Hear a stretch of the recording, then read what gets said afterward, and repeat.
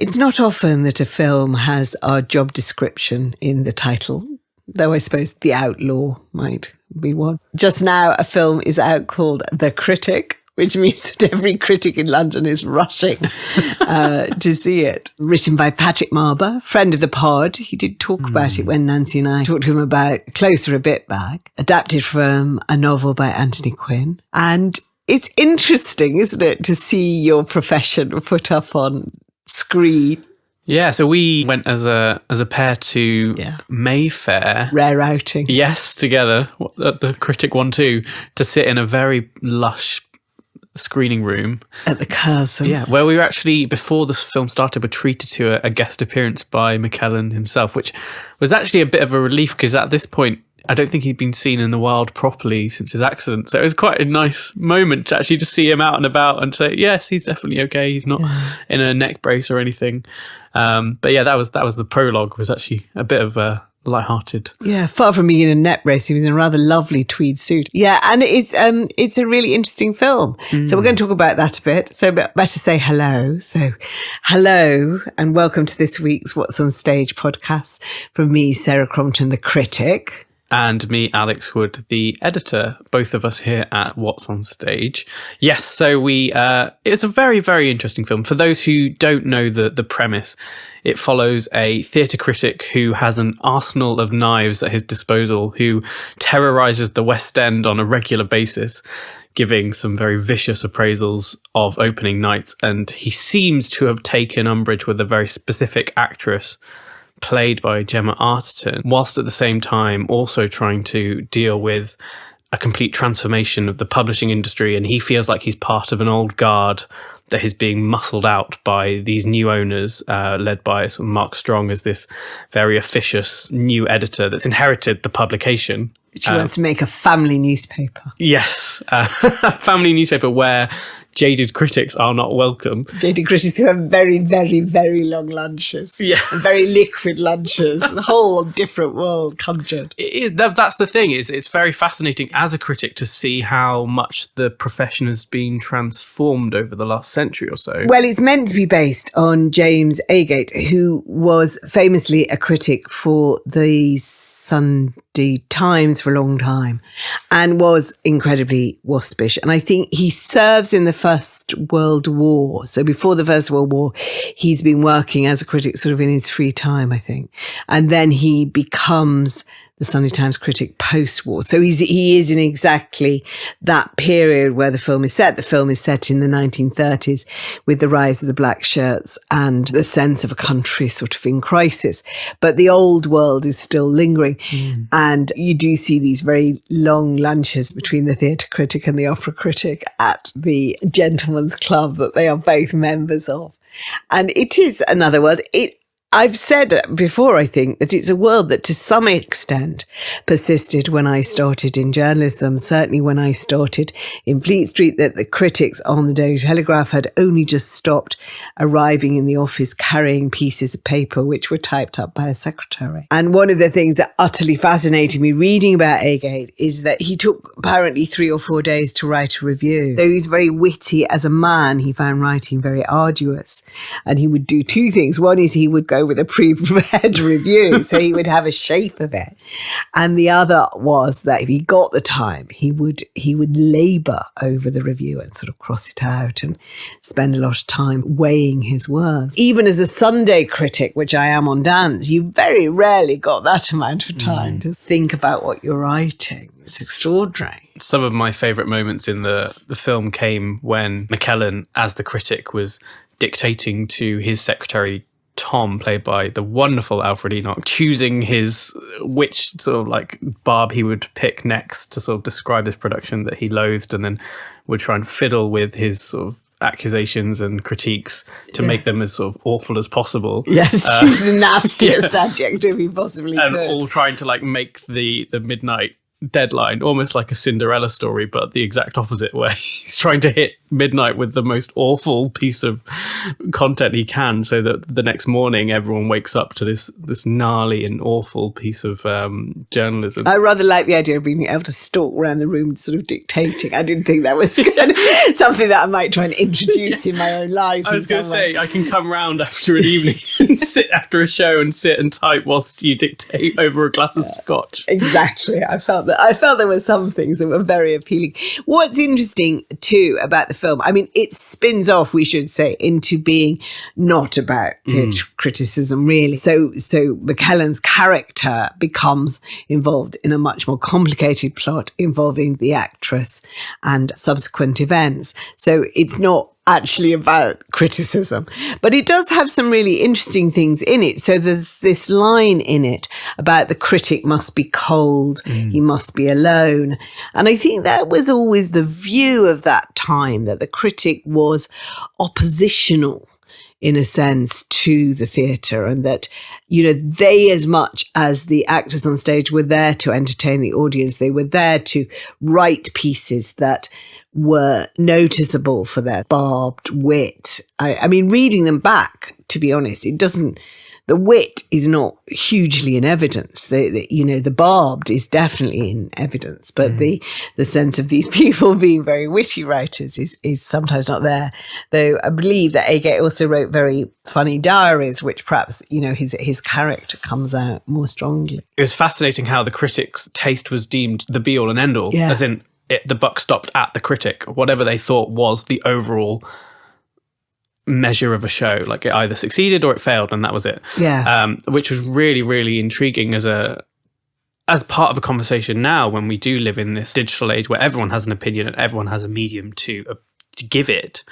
Actually, the column inches were reserved for a very select few. So McKellen's character, Erskine, could, if he wanted to, sort of play out these vendettas or use those column inches for own personal gain if he wanted to. And I think Marber uses that sort of power in a very interesting way that does feel like it's more detached from where we are now. And I think there are periods where critics really, really have power. I mean, they always used to say that on the New York Times, a critic could close a show because the New York Times is and was the only voice in New York theatre criticism.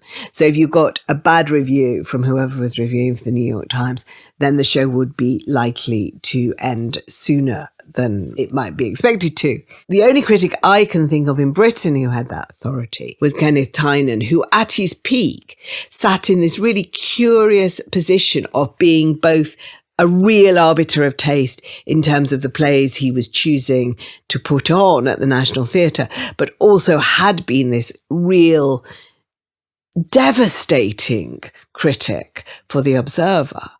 And he did, I feel, run vendettas. I mean, certainly against Vivian Leigh, who he never gave a good review to and he was always vicious about. And reading those reviews now, deeply uncomfortable to see how he was attacking somebody who even then was known to be mentally fragile. And I think he attacked her basically because he didn't think she was worthy of his great hero, Laurence Olivier. And that was why he was so vile about her performances. It did smart somewhat that in the film, the critic is sort of almost instinctively cutthroat and Machiavellian. And you think, no, we do like to be nice sometimes. But I mean, part of that is obviously McKellen's wonderful performance. I think that's what carries a lot of the film, is actually the way he brings himself across as being simultaneously quite lovable, but you just know underneath the surface there's a lot of resentment and a lot of loathing that's going into everything he writes. And then by the end of the film, obviously he's gone completely off where you'd expect him to be at the start of the film. Just seeing an actor of his caliber actually having that opportunity to really take on a meaty role, you know, he's obviously done it on stage, but actually in the world of film, on very few occasions, I think McKellen's one of the few actors where you actually have the opportunity to sort of like be the tentpole star in a major cinematic production that's going to have a wide release. Yeah. And he just leaps at it. You know, he's giving everything to this role. It is brilliant to see him actually having those opportunities, because every time you see him on stage or screen, he is going all in. You never feel like he's slowly receding any of his energy. It's always still there. And it is magical. And obviously, we've talked about this wonderful cast around him, the Mark Strongs, the Gemma Artertons, the Alfred Enochs. But really, for me, it is him. He is the beating heart. I don't think it would have worked without him in it. No, he totally carries the film, and there's quite a lot of close-up acting.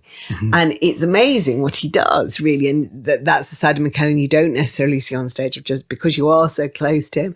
You really do see the thoughts crossing his face. And I think it's probably his, all respect to his work as Gandalf, which obviously is his main sort of cinematic universe, and indeed the X-Men. But nevertheless, I think probably as an acting performance, it's his best since Rich III, really. And it's got that same kind of sense of both charm and malice, which I think he's incredibly good at, McKellen, and always has been, and which, of course, he was showing as Falstaff in Robert Icke's stage production, The Player Kings, where he suddenly had to stop because he sadly fell off stage and was saved from serious injury by his fat suit, thank goodness. Yes, I mean, that in itself was another opportunity in a show that I don't think fully convinced to actually see an actor that will be anything less than utterly captivating. He turned, for me, Henry IV Part 2,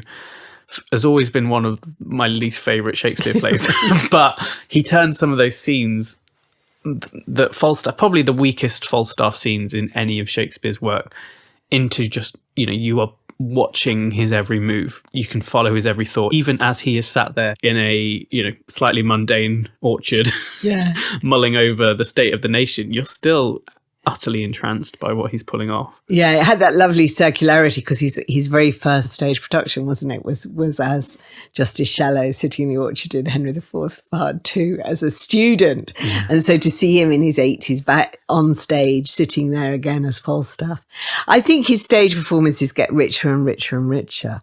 And one of the things I adore about McKellen is that I interviewed him once when he did his Hamlet at 80. I went to interview him, and I think you always get the sense from interviews that take place with him of what a pleasure he is to be with, because all that enthusiasm that you see on stage, that you saw on stage when he did his one-man show, when he talked about his career, that enthusiasm is there in the conversations you have with him as a journalist. And he lives in this house where he's lived a very long time. And it is full of memorabilia and posters, and not just from his own career, but from his life growing up in the north. I mean, he grew up in Bolton, which is where my gran was from. So we had a lot of conversations about that. And his love for all those theatres that he's been in, and for the sheer joy of acting his profession, is infectious. And he just communicates that so brilliantly, both as a person, showing you around the posters and, getting out the scrapbooks, but also as an actor on the stage. There's a sense that he always conveys, and he does it in this film as well, that he wants to be there, that this is the place he most feels at home. It was fascinating when I travelled to Windsor to interview him for Frank and Percy, which opened there before it transferred to London.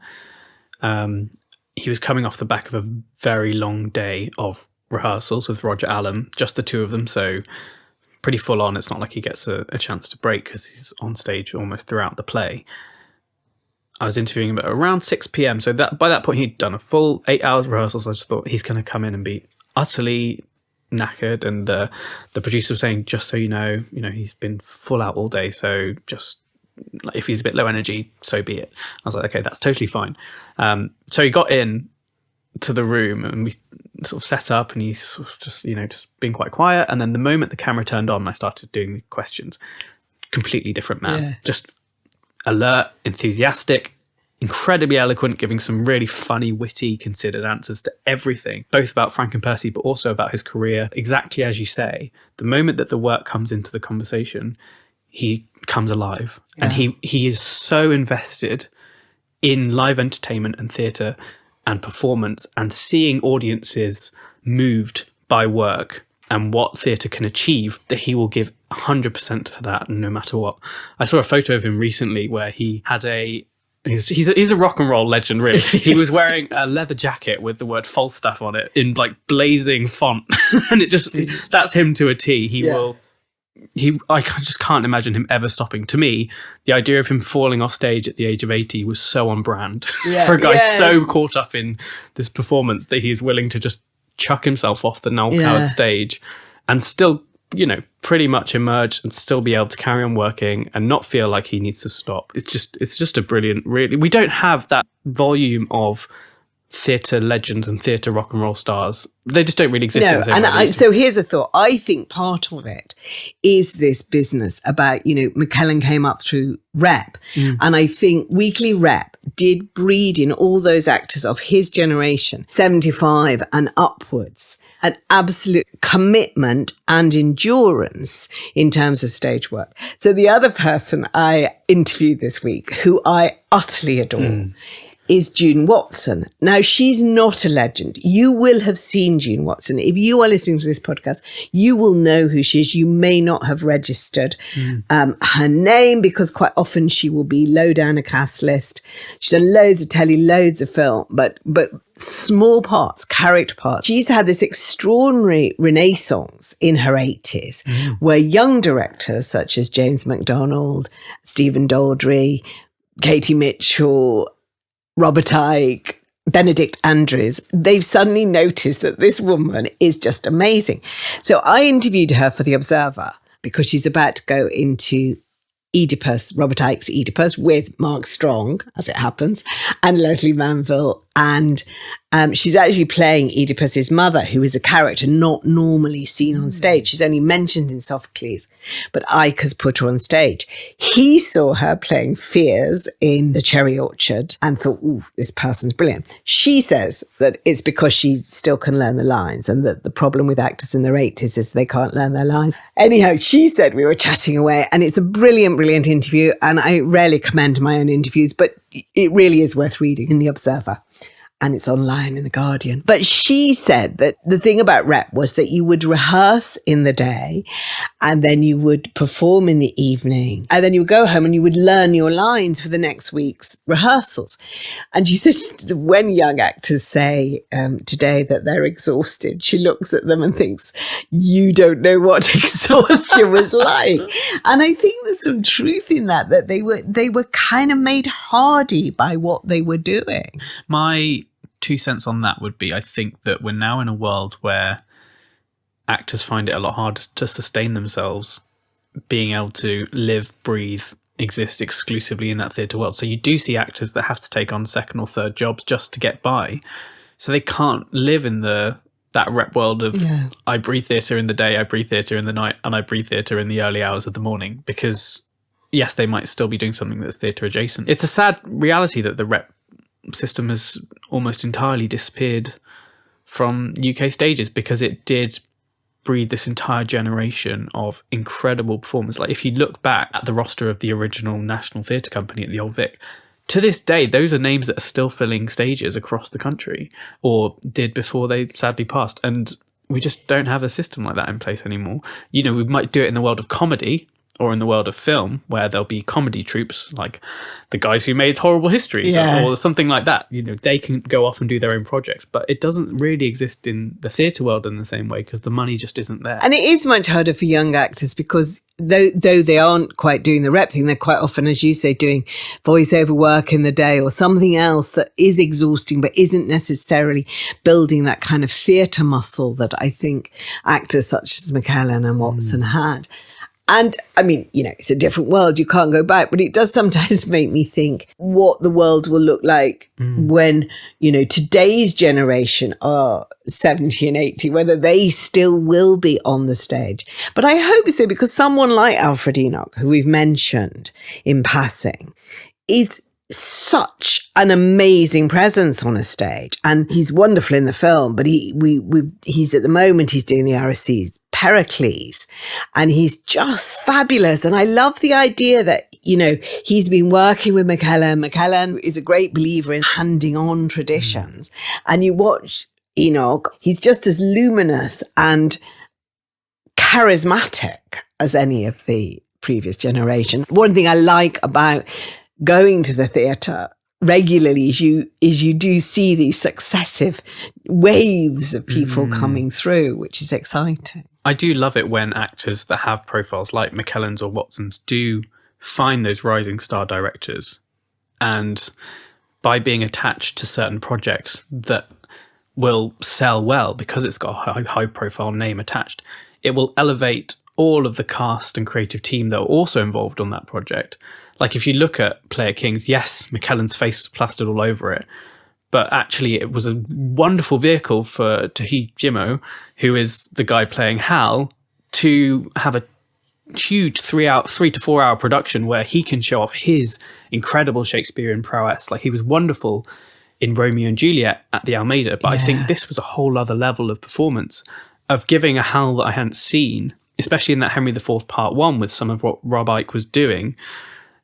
You could sort of almost hear the casting directors fizzing with opportunity and ideas to take this Ted Lasso star, know that he can run with whatever project you've got. And I think McKellen, being the front and center image, he was on the marquee, actually allowed a young performer to then have their opportunity to have their name in lights. And I'm really excited to see where he goes next. I'm sure post Ted Lasso, when that wraps up, he'll have amazing opportunities on both stage and screen that Player Kings will have played a huge part in enabling. Yeah, and it's also been nice. Player Kings actually is also, though it wasn't a rep production, obviously, directors such as Icke are committed to the idea that you do regional touring. So that show has gone on the road, sadly without McKellen, but it is an opportunity for a wider audience to see a rising star like Gemma on stage. And that's thrilling. It also then blends back to that conversation around streaming and stage, and how streaming does provide that opportunity for amazing stage actors to reach a wider audience. And then those two things act in conversation with one another. I mean, it's a slightly older example, but someone like Kit Harington, for example, or even, looking at the cast of Bridgerton now, Jonathan Bailey going back into Richard II. Exciting. Yeah, and it is quite lovely to see then those things celebrated in films like The Critic, the way in which screen and stage are so symbiotically linked.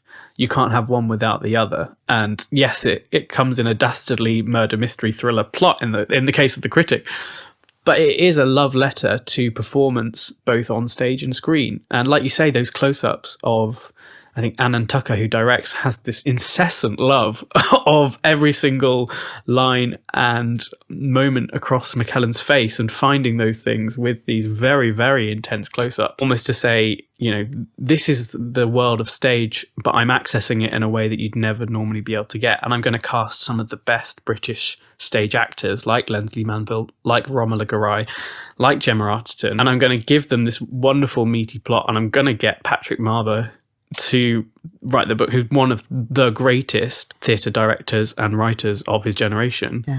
And I just think just to catapult that out to a wider provincial audience or international audience. It was just very lovely to see that in action in this film. It is, and it does centre around passion, which is what McKellen represents. I think a passion for his profession, a passion for the communicative power of art. And although The Critic is in many ways just, a mystery film, I think I'm going to say, it does actually, like a lot of good British films, like a lot of good films in general, raise issues that are pertinent, not least the kind of links between the black shirts and the aristocracy in Britain in that period, but also the outlawing of homosexuality, which is something that it is easy to forget because now gay culture is so accepted, but then, affected not just critics such as the fictional Erskine, but actors such as John Gielgud, whose career was derailed by his hounding as a homosexual at that time. So there is in there a sense of creating a picture of our culture that I think it's worth remembering, really. Well, I feel like on that note, this might be a perfect... Slightly down note. No, well, like you say, embracing that mosaic and showing it in all its both wonderful yet also slightly harrowing Yeah, tenets. and actually one further thought, McKellen always said, which I think is interesting, is that the reason that Gielgud wouldn't join the pride marches and he wouldn't ever really advocate his homosexuality and he wouldn't really ever come out was the fact that he was so terrified for the early part of his career by his persecution and indeed his prosecution under the terms of the old homosexuality laws. I thought of that when I was watching McKellen make a film that does remind us how cruel and frightening those laws were. Yeah, and I think he does quite a few interviews on this now, talking about, gay rights and advocacy, how it exists in the 21st century versus the 20th century, and how radically things have changed. And you forget just how much of a pioneer he was in his own time. And it's nice that history has proven him to be a pioneer and an outspoken hero, because when he was I'm sure he was compromising his career many, many times a year with the things that he had to stand for. And now, thankfully, we were able to celebrate him for all of that. Exactly. Yeah. Exactly. So that... Sorry, yes, I interrupted your ending. No, we found the positive ending after all. Right, well, I think on that note, it's a goodbye from me, Alex Wood. And a goodbye from me, Sarah Crompton.